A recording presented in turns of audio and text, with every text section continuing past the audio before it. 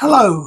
Um, the poetry that I have for you today is the opening section, in fact, the first 45 lines of Alexander Pope's An Essay on Criticism.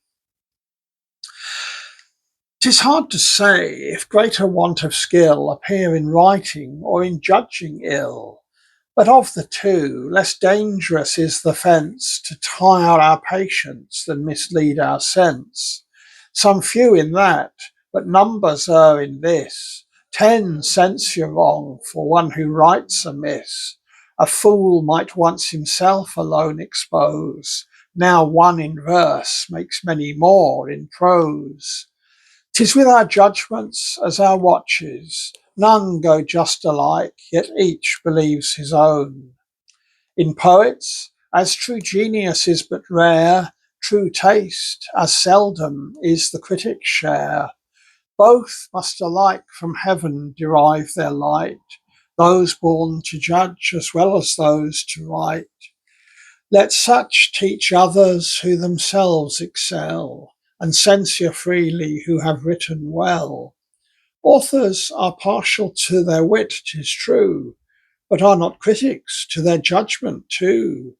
Yet if we look more closely, we shall find most have the seeds of judgment in their mind. Nature affords at least a glimmering light. The lines, though touched but faintly, are drawn right.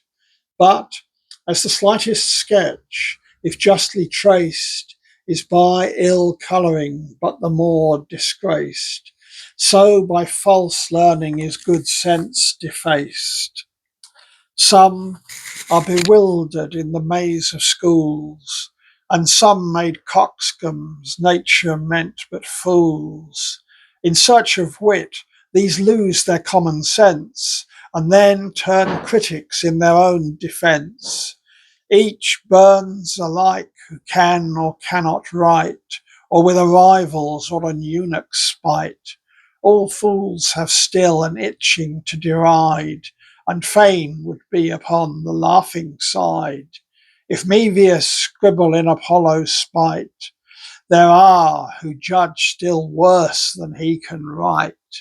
Some have at first for wits, then poets passed, turned critics next, and proved plain fools at last. Some neither can for wit nor critics pass, as heavy mules are neither horse nor ass.